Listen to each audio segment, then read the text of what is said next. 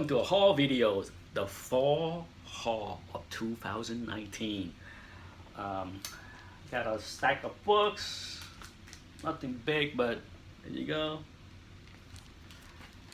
The fall haul. Yeah, this is mostly keepers. Okay, mostly keepers. You know how it is on my haul. I try to just show the keepers. The reason why I say mostly keepers because some of the books are duplicates of things that I already have. I just have to decide which one to keep and which one to let go. But first up, a book I always wanted to add. I think I waited patiently for a couple of years because of the movies and the silly market. But now the book is kind of level out and there's no reason to stay hot anymore. On top of that, I bought this from Tate. Yes, gave me a great deal. So I happily added to my collection. Nice mid-grade. Okay, the worst flaw is like it's like inch and a half crease right there. Okay, and then there's another inch crease, so that's like two vertical crease, but the corners are very nice. Nothing, you know me. Sure, there's a few little creases here and there, but I always avoid the big diagonal crease on the cover, so the smaller crease is okay. But color very vibrant.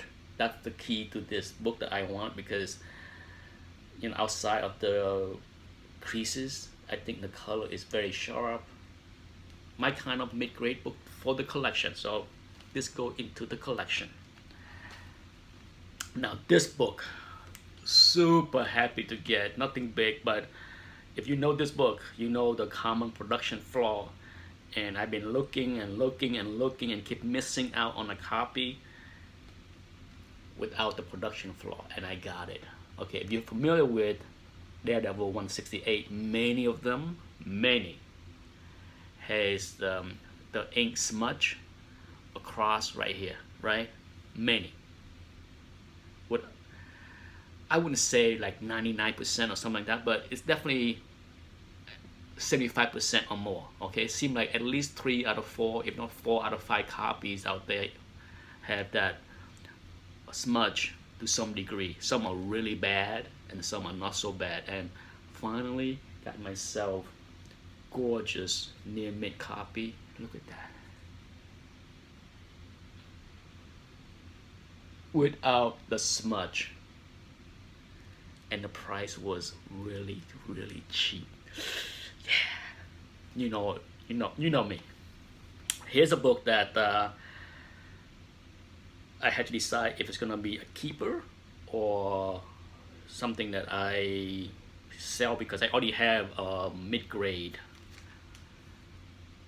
But any chance to pick up a Silver Age the Ditko comic for below fair market value? You know me, I don't turn down. This is a nice, I say this one is about 8.0, which is pretty high grade for issue 35. Not an easy book to find in this grade range, so yeah. Now this one here, I do not have a copy. And it's one of those few occasions where I said my eyes and my brain fail me. I got this book, I bought it, and then when I opened the package, just like, did I not see the color? Did I miss? How did my eyes miss the color here? Sure, the price I paid was ridiculously cheap. Okay, I think that was the reason why my brain and my eyes failed me, because when I saw the price, I'm just like, $25 for mid-grade. But then, the book is about a 4.5. Okay, it looked a lot nicer, but the fading, if you pay attention, the color here, the red is not very bright. Somehow I missed it. The low price of this book clouded my vision at the moment, but I do not have this copy. That's one of the very few issue that I still missing for my run. So I don't mind it. It's not that bad, but for sure if I see a more vibrant color, I will buy to replace it, but for now it's a keeper. For now. Here is a book that is not a big deal of any sort, okay? But the addictor, the addicts in me, addicted, is that such a word? It's addictor. Woo! The addicts in me saw this, and I know for years it's a tough as nail book to find in near mint condition for whatever reason. Some Gil Kane goodness. Not a book anybody care, but it was cheap, dirt cheap. And it's a book that you just don't see in this condition because nobody cares, okay? A lot of time when a book is hard to find high grades because nobody care to take care of it. But wowza, there's like 2 spine ticks on a black frame cover. You know how hard that is? But yeah, wow. Once again, it was dirt cheap, so why not? More Silver Age Spider-Man goodness. Yeah. Yeah. Beautiful. Now, what drew me to this book is the beautiful white cover for Silver Age. I say this one is probably an 8, 8.5. Yeah. Beautiful.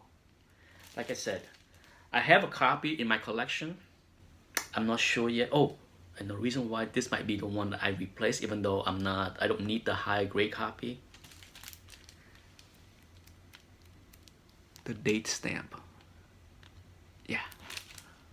I love date stamp, but I love red date stamps even more. January 12, 1967, so clearly. Love it. Here is an upgrade. I have a copy of this book already, but not this sweet. Whew. This is uber sweet.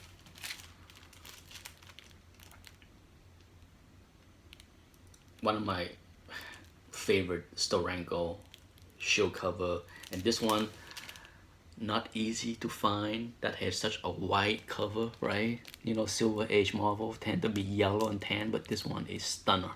This one I would say is probably I have not cleaned it. There's a couple spots like you see right here. It's fairly little dirt right there, but nothing big. But this book is easy 9.4, more likely 9.6. I don't think it's gonna be 9.8, but does it matter?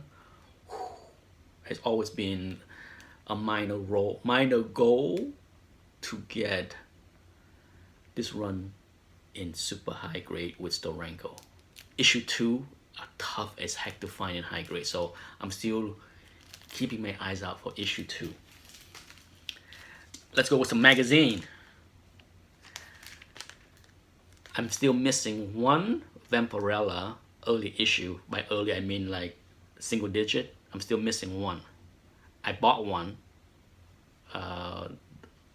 The one issue that I'm missing, I did buy a copy, but it has coupon cut out, so I'm still missing that one issue. But yeah, issue 9. One of these days I will do a spotlight inside because there's some good stuff inside. Now here's a book I bought for cheap because I wanted it.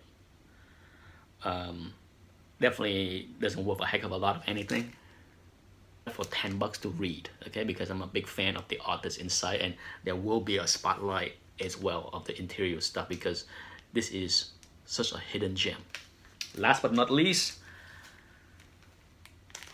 yeah, another Vampirella. I wanted this book for a long time. Issue 10. I bought another copy many years ago and I had to return it. It was beautiful, stunning. This one is hard to find in high grade as well for whatever reason. Many times, and this copy has some of that same issue, is that there's always a lot of rubbing on the color, so the orange is never solid. Okay, it's hard to find a high grade copy with a solid orange. This one is not solid. It's high grade. Well, it's higher grade, but you can see that, you know, there's some speck of rubbing on the spine and corners that make it not as nice as it can be. But still, big fan of this book. It deserves a spotlight as well because the interior is killer. But now I have a copy, so between 1 to 10, I'm only missing one issue.